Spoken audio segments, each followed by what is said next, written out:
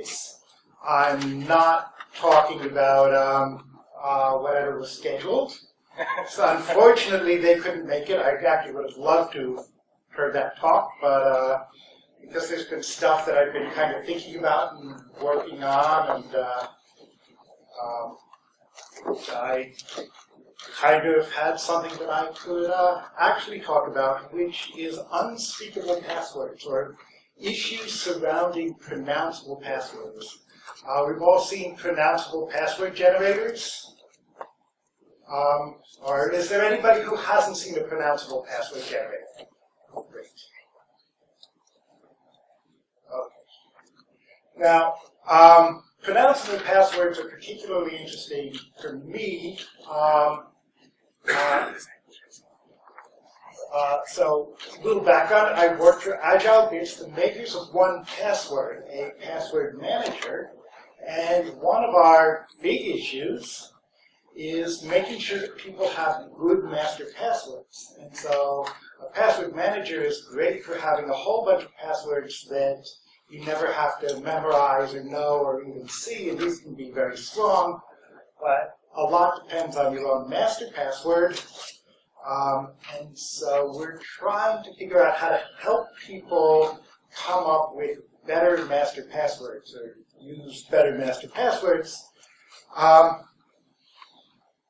And in general, if we design things correctly, a person's password manager, but a person's master password is going to be the weak point in the security. If somebody gets a hold of the user's data, then it can be attacked by all of you password crackers. These things are things that need to be memorized. They need to be things that can be typed in, and they need to be able to be typed in on multiple devices. That is, not only on a full keyboard, but also on a mobile keyboard with a finger or a thumb. And of course, we want these things to be as strong as possible. Now, one thing that, of course, we use is slow hashing. We've been using PBKDF2 with HMAT SHA-512 to kind of slow down automated password guessing.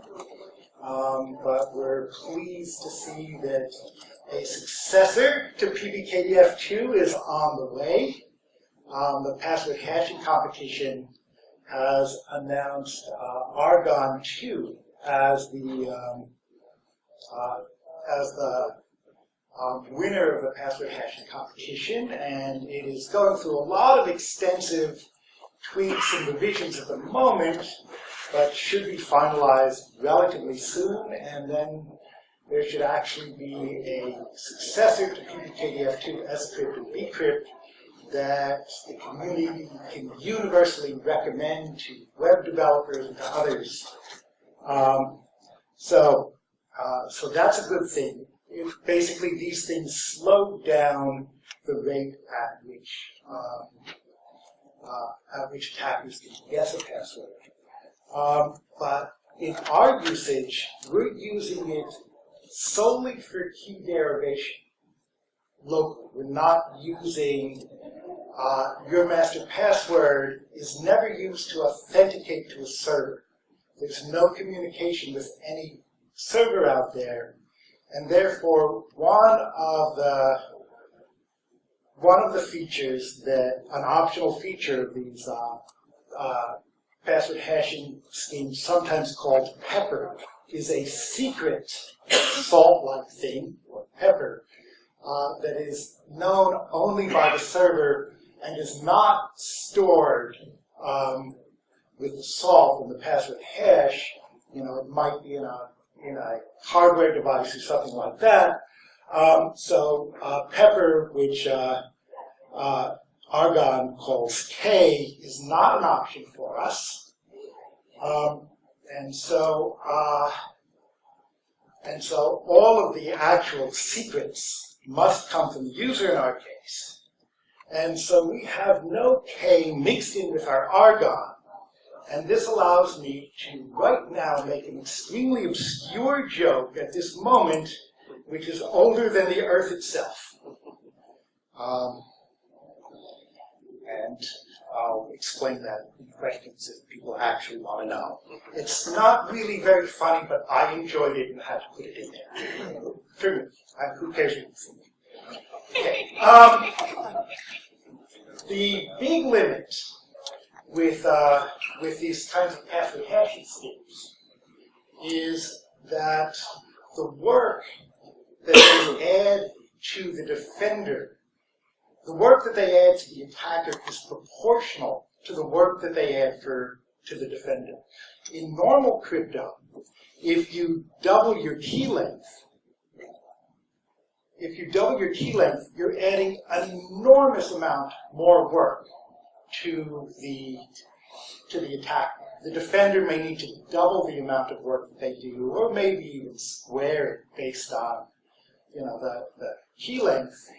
But the work that the attacker has to do when going from, let's say, a 56-bit key to a 112-bit key is absolutely enormous and just wipes them out.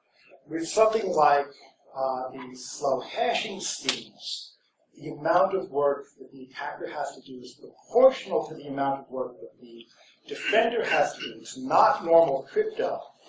And it actually means that as computing power increases, the kind of arms race between the attacker and the defender biases towards the attacker. So these things are useful. They work against very particular threats. But slow hashing, as much as I love Argon and what the password hashing competition has done, it does not solve our problem. Okay. Diceware. You probably don't know it under that name. That's correct horse battery staple. The picking words absolutely randomly from a word list. This notion goes back a long time. S-key is probably in the early 80s, probably the early instance that I know of. It was reinvented in 1995 by our old Reinhold, Diceware. I kind of helped repopularize it 4 years ago. That got picked up by XKCD, but these schemes where you've got a fixed word list and you pick absolutely randomly from them, the general idea is that these things will be memorable. They're long, but they're going to be easier to type because you're typing familiar language. And, so you can learn to memorize them, but because they're automatically generated or not generated by a human process, they're going to have the right randomness properties. And then pronounceable passwords, they just create strings that kind of look like your target language. They're things that could be used if you have to read a password over the phone. So, for example, all of my security questions for, when a bank says, what's your dog's, what was your first pet's name? I use a pronounceable generator for those, thinking that there might be some instance where I need to read them over the phone. Obviously, I don't use my first pet's name because that's not really all that secret. Okay, when talking about target language, I'm an American, therefore I'm exceedingly provincial, and I have no awareness that the rest of the world exists. And as such, I'm going to be talking about English, which actually works out to be a good thing because English helps illustrate some of the problems that we wouldn't have in pronounceable generators if we were, say, looking at Japanese, which has this really nice, simple syllable structure. Okay. Now, for Diceware-like schemes, or word lists, S-key has 248 words in their list. The original Diceware scheme has 7776. Neither of those are arbitrary. The word list that we've been putting together over the last couple months is sitting at around 18,000 English words, all 8 or fewer characters, and trying to be relatively familiar, not too many obscure words showing up in there.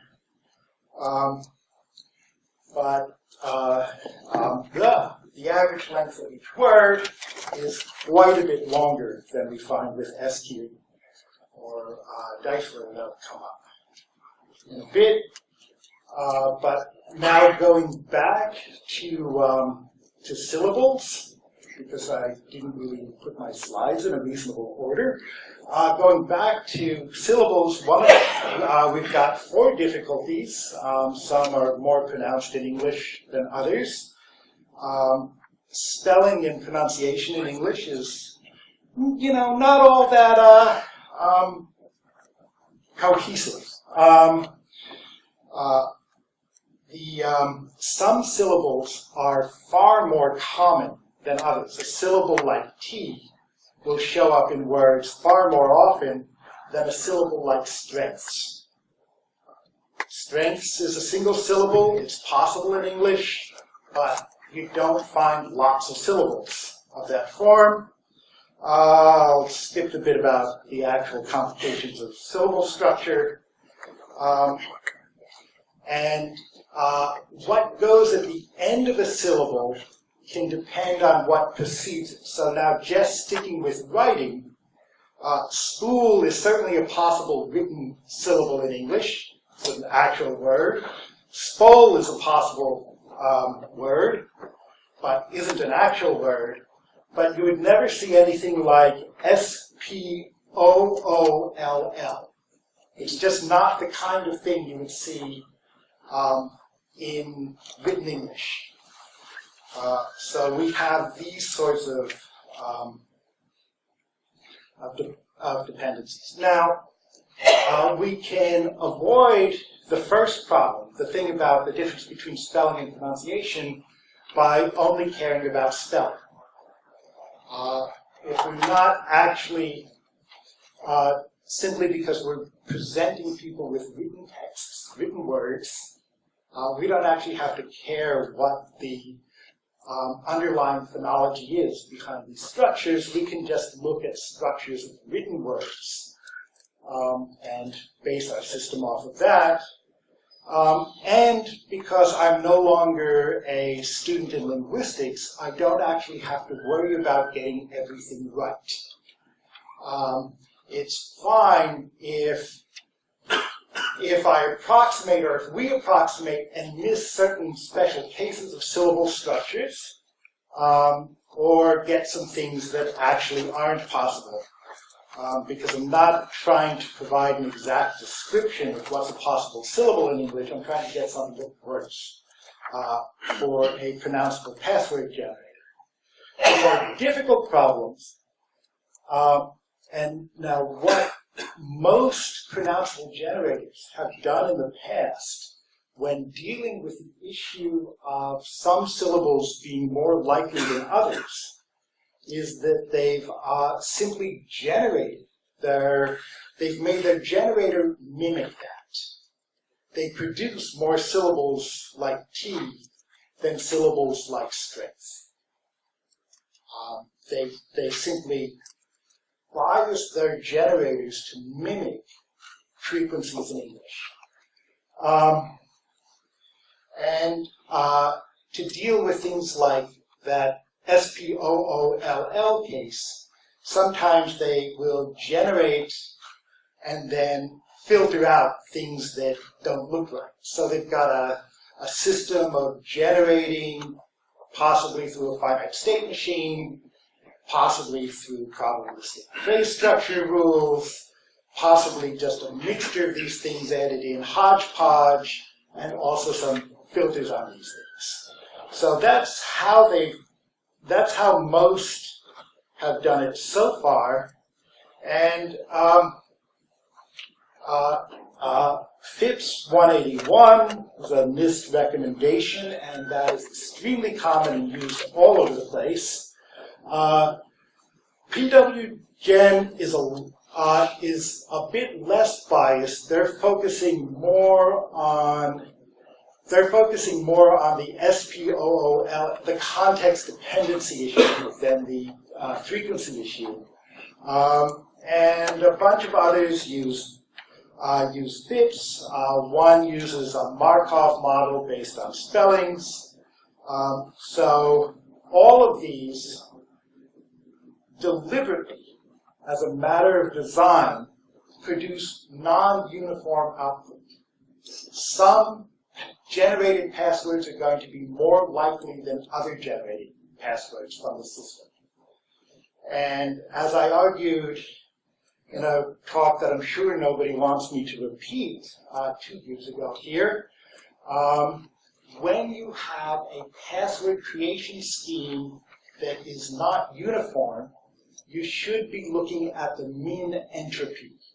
You should be looking at the probability of getting the most likely generated password for judging what that scheme is. So these systems that are deliberately non-uniform are weak. The problem is that they're a pain to analyze. They're typically hodgepodges of different rules stuck together, and so it's actually very difficult to even figure out how strong they are. And I seem to have talked ahead of this slide. So yes, we should be using the min entropy. That is, we should be looking at the likelihood of getting the most common password, and we can analyze them. Now, creating a uniform scheme is really easy. You just take the kind of consonants that can be at the beginning of a syllable by looking at a whole bunch of words. Take the kinds of strings of vowels that can be in the middle, and the kinds of consonants run together, consonant clusters that can be at the end, and you just pick from each column and stick them together.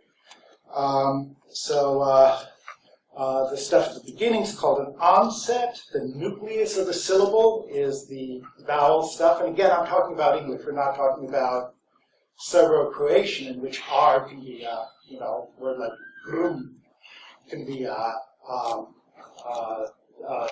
syllable, or even the second syllable of bottle in English just has an L. But we're talking about spelling here anyway. And I've gone way off track. Anyway, so you've got these three parts. You stick them together, and that first part, the onset, and also the coda, can be null. These can be empty strings, but we need to treat them as we would treat any other consonant cluster that can go at the beginning or the end of a syllable, because even though, okay, let me just read what I've got here. A large portion of actual syllables in actual English have either an empty onset or an empty coda, but we must use str as an onset as often as we use the empty string in order to get a uniform distribution. And likewise, we have to use str as often as we use something like t. And so, although English naturally biases towards lighter syllables, our system, in its uniformality, will actually produce mostly very heavy syllables. So with this brain-dead uniform generator,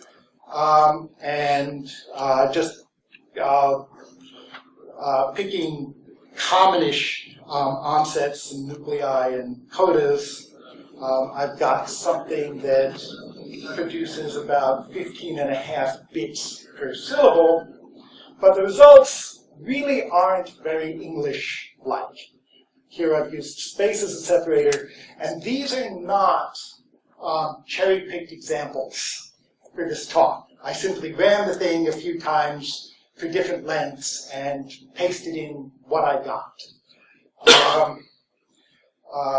So for example, in that first one, SPOOSS is one of these things that actually violates the typical rules of English. You would not find a word like that. The same with the second word in that first example, which is not even clear how you would pronounce it. Some cases we get things that actually are words, like whom and creek, and some cases we get words, things that are close to words that maybe not everybody's happy with for their passwords, and maybe they are, like horn. And I really, really hope that if anybody's just listening to the audio of this, that they actually look at the slide and realize that these were non-cherry-picked examples. Now, with word lists, here, all of these things actually are words of English, 8 characters or less. And you see the kinds of things that we get. Some actually come out like they can almost be meaningful expressions. Even that 6-word thing at the end. What is it? Sees, manner, witchery, unarmed John fourfold. I don't know. I mean, so one thing that we've got to be concerned about is nasty meanings. Because, of course, our usage would be to be recommending master passwords to users and saying, you know, we're trying to get away from users making up their own master passwords, which are going to be inherently weak. And so, so we run the risk of insulting people, offending people. We've already removed taboo words from the list. Nonsense words can already seen this with the syllable generated nonsense. Words can sometimes be words and sometimes be things that are a problem. And now everybody in this room will understand when you're presented with random stuff, that it's random. The machine isn't trying to tell you something. But again, we are, our audience is not the people in this room, though we hope you'll still use the system. It's for a lot of people who don't understand randomness. Okay,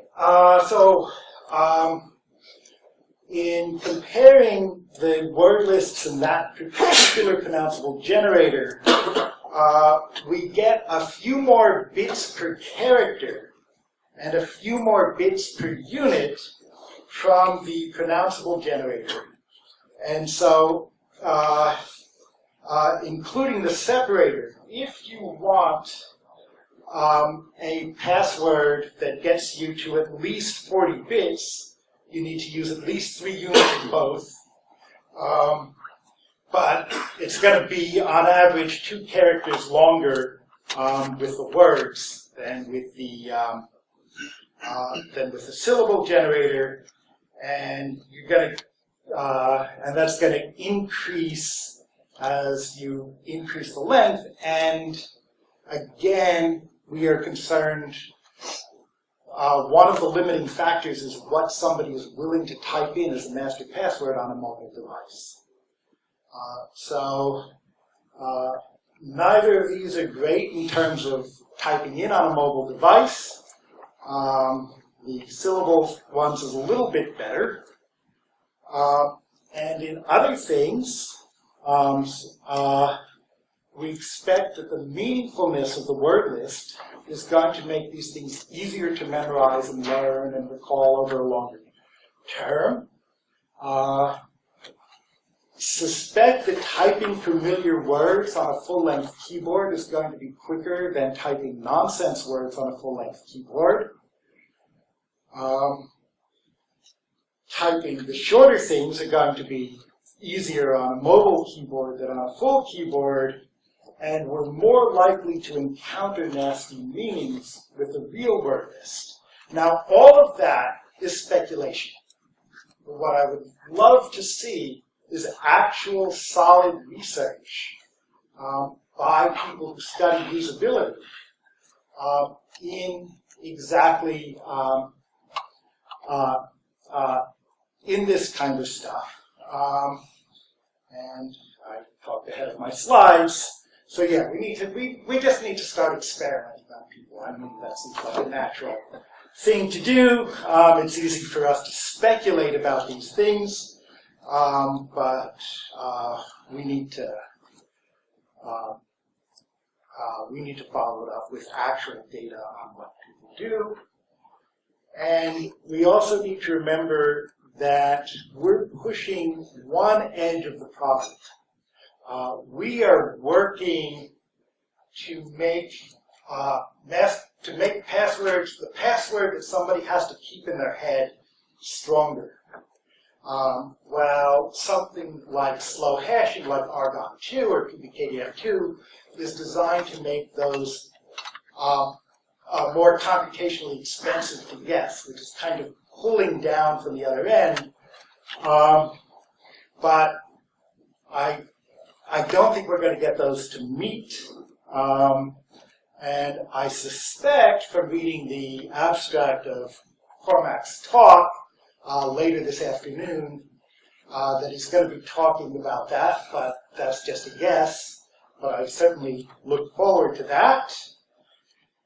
And this is me. I'm Jeffrey Goldberg. I'll be here through Thursday, leaving Friday, so I'm not here for DEF CON. On Twitter, JP Goldberg, Jeff at agilebits.com, and I post a lot about security matters and cryptography on the Agile Bits blog. And are there any questions? Okay, way there. Oh, hey. Microphone, Steve, microphone. Please.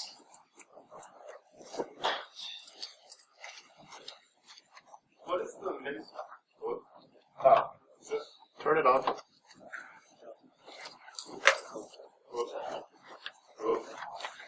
Get sound. Okay.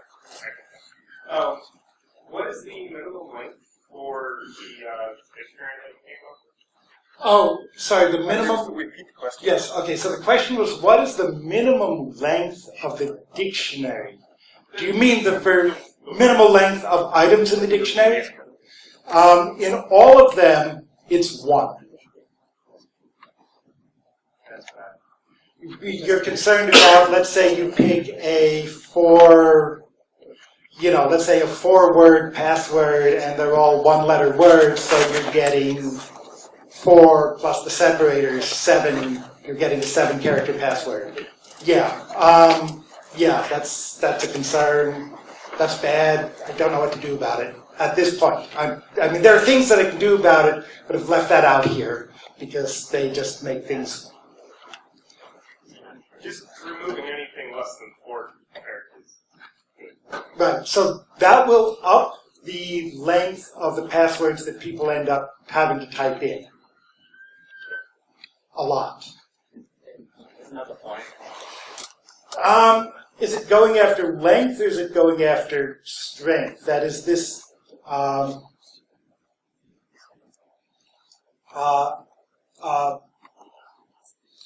I mean, length, if people just type in 20 ones, that's not really a very strong password.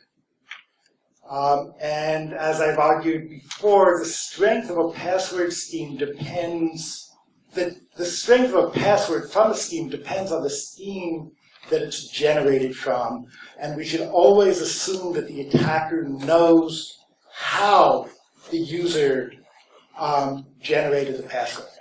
In particular, if we are going to generate passwords for people to use, we have to assume that the attacker knows how we're generating those passwords. So length isn't the only thing. it was kind of, adding to that, it was kind of cool when we had a LinkedIn breach in 2012. After that, I think the paper was released by Carnegie Mellon in 2013. Carnegie Mellon, they actually created a passphrase generator that created English grammatically correct sentences as candidates for passphrases. And using that, Carnegie Mellon actually were able to crack passphrases from the LinkedIn breach that nobody else, including Jeremy Gosling, hadn't been able to crack so far. And it was just grammatically correct English sentences, which was, to me, was awesome when they came out with the paper. That was really impressive. Right. So if you're restricting it to a scheme of the grammar of English, then again you assume that that's known by the attacker. So the idea of a scheme like this is you're actually picking each element at random uniformly. I've got an idea that may enable the usability to improve. Given that users will likely remember the phonetic pronunciation of the passphrases rather than the spelling, we may be able to make it simpler for them to spell things incorrectly yet still use it as a valid password by generating permutations of whatever they enter, replacing something they with K and 1L, 2Ls and so on, so that you can verify whether one of maybe 25 possible passwords based on the one they entered is the correct one. Okay, so I'm going to try to repeat the question. The idea is that since people, particularly if you're using nonsense words, will be remembering the pronunciation and not necessarily the spelling, your verifier should look at equivalences. So if you've got a password or a nonsense word that ends in the letter C, you might allow them to also put in the letter K. It's kind of like the scheme that Facebook uses with caps lock.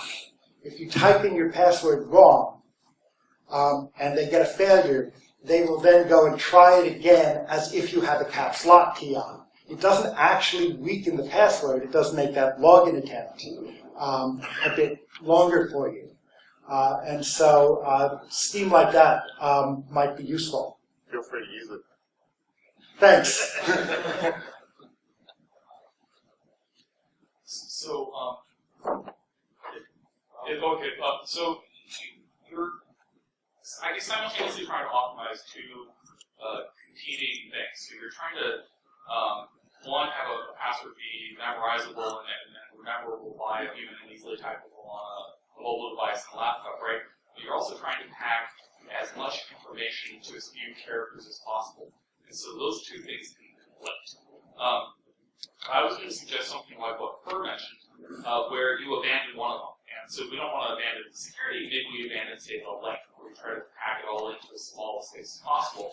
And so you can still use a Diceware-like strategy where you pick words out of a list, or you can make syllables out of syllables generated in some way, but you can generate long sentences where you have a 10,000 word list of nouns and a 10,000 word list of verbs and adjectives and that sort of thing. You string it together with actual punctuation and capitalization for nouns and all of that. And so you can still measure the amount of entropy that you're getting. Or it's log base 2 of 10,000 for your nouns and log base whatever for your other words. And so you can still say with certainty that your sentence, granted it'll be a long sentence, has say 64 bits or 56 bits, whatever your target entropy is. But you no longer are trying to pack it all into just 30 characters or 40 characters. And I would like to see an approach like that, because that's easier for people to memorize and understand and type. And it sort of abandons the notion that passwords are short. And I mean, if we were not constrained by people entering these things in on mobile devices, something like that. Was everybody able to hear that question? Good. Okay. Then something like that makes sense. There are a couple difficulties in that. For example, you'd have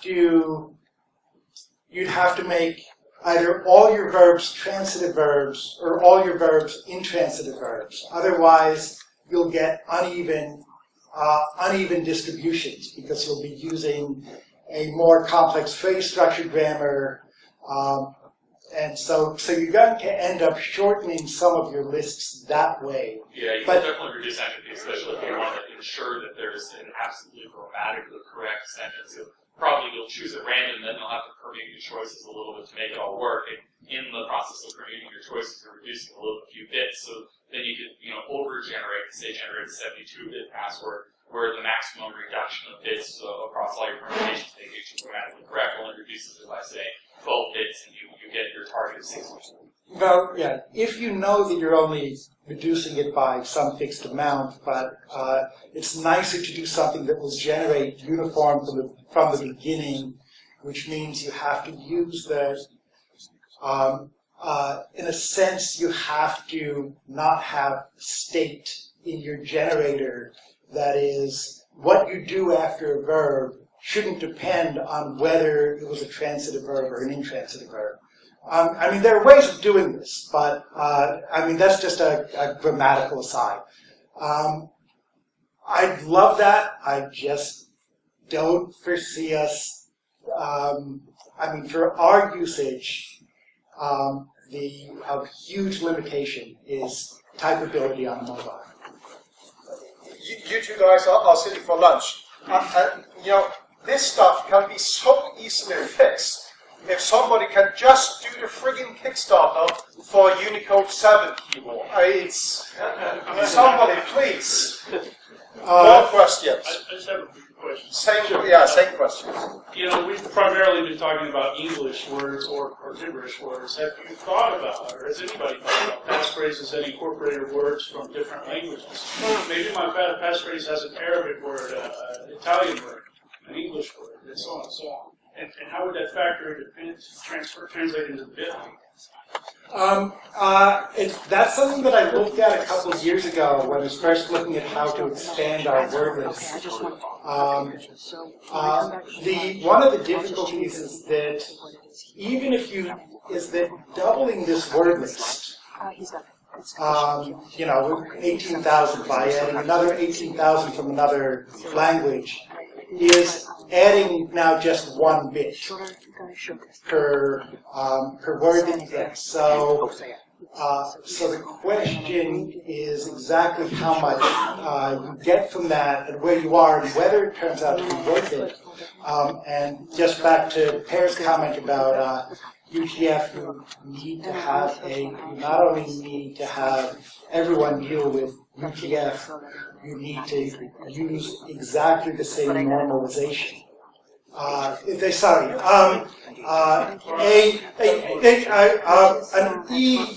acute accent E can be represented by different byte states in UTF, so you need to normalize that. But I do my phrases in Norwegian, so you can try to guess mine. Yes. This might be up your alley as well, Eric. Since you were saying that one of the major problems you were pointing out is that on the mobile device, it's very difficult to enter a long key or just annoying. I'm curious what your position is now on technologies like Touch ID, and I'm curious to see what Per thinks too, because I know Per really hates biometric security. And do you see that as a reasonable way around this on the mobile device? I've provided similar technology to users, and I'm skeptical. I don't know how well it'll work. It's like here's the rope hang or something. So I'm curious, where's your position on that? I was sitting with Jeff last night and Adam Cordell as well. And one of the things we discussed is, the announcement from Apple now moving from a minimum 4 to minimum 6 digits in your PIN code starting with iOS 9. Yes. And my initial thought about that, it's a good thing to do, of course, but my initial thought is that, well, because I have tons of people coming up to me like, haha, sucker, try to get access to my phone because I'm using Touch ID. And I'll just, do 3 failed attempts, and then I will tell them, well, I have a Markov table on, the most popular 4-digit PIN codes. And that is, my chances of guessing your 4-digit PIN code is actually pretty good. So I think my theory is that Apple are moving to 6 digits, basically because they have seen, maybe they have done research asking people, do you still use a 4-digit PIN code even though you are using Touch ID the entire time? Because if you are using Touch ID all the time, I can't really see the point of just having a 4-digit PIN code. Then I would strongly recommend you to have a much longer PIN code or eventually a password set. So you only have to type that in once every time you eventually turn off and turn back on your iOS device.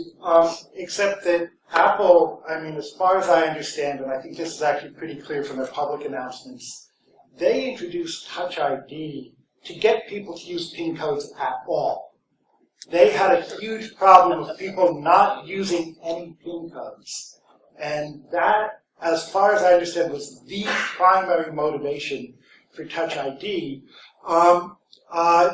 Yes, using something like Touch ID reduces the, or some second factor kind of thing, definitely reduces how often somebody needs to key in a master password, and it's a tough thing for us. We actually do make use of, on iOS, of storing a master password equivalent that people can unlock with Touch ID. But we've got this whole set of basically guesses at what parameters to set for that. How often should that be cleared? How often should we force people to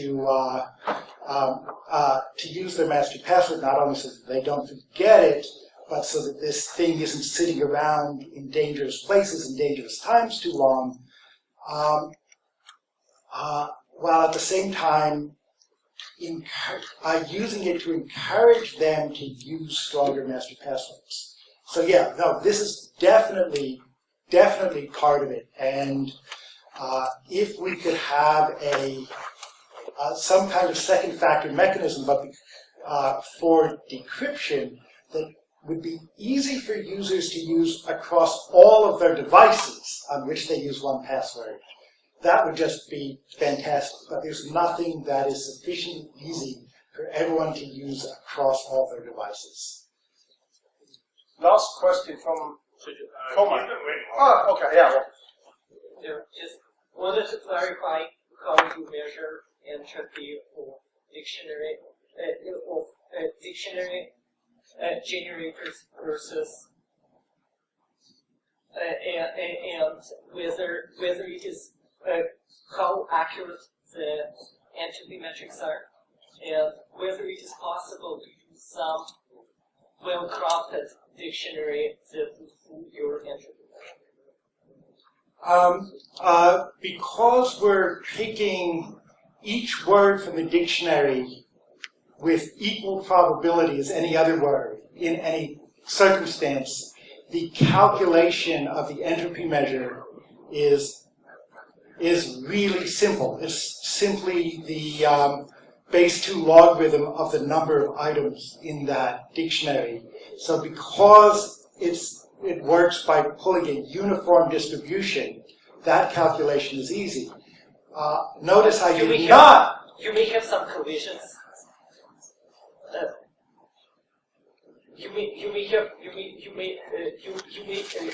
If words are short, you may have a large number of collisions of different word sequences matching, producing the same. Okay, prefixing issues. Yeah, this is something that we looked at. So, for example, we could have the word blue in our dictionary, and we could have the word bird in our dictionary, and we could also have the word bluebird in our dictionary. And thus, there would be multiple ways of getting the string bluebird. That's a problem. I've simply taken the simple expediency of saying that we would enforce a separator between units, because when I tried to pare down the list to avoid that problem, it was becoming too much of a pain. So yes, that's a very interesting and real problem, and I sidestepped it by simply saying, we're going to have separators between these units.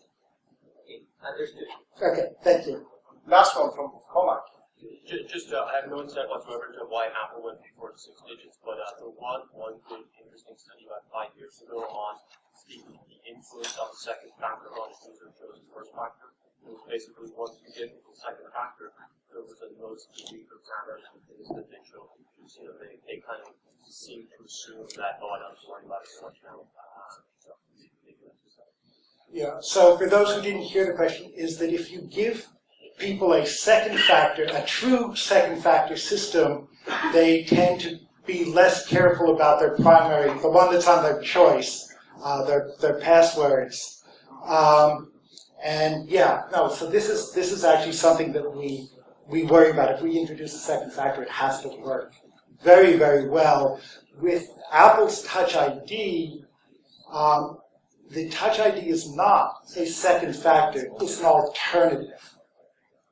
And so it's that sometimes you use your passcode, sometimes you use your finger. But you're never in a situation where you're using both in combination. And so since it's an alternative that allows you to use the passcode less frequently, or in our case, since it's an alternative that allows you to use your master password less frequently, we don't have any data from our users other than what they explicitly come and report to us. But a lot of people have said, hey, now that you've got this Touch ID unlock, for many cases, I can use a stronger master password. But of course, those are the users we're hearing from. We've got no data. Time's up. Now it's time for lunch, and we will be back here in the room. Next speaker up is Cormac from Microsoft Research. At 2 o'clock, enjoy lunch inside the chill-out zone. Welcome back, and thank you for the chat.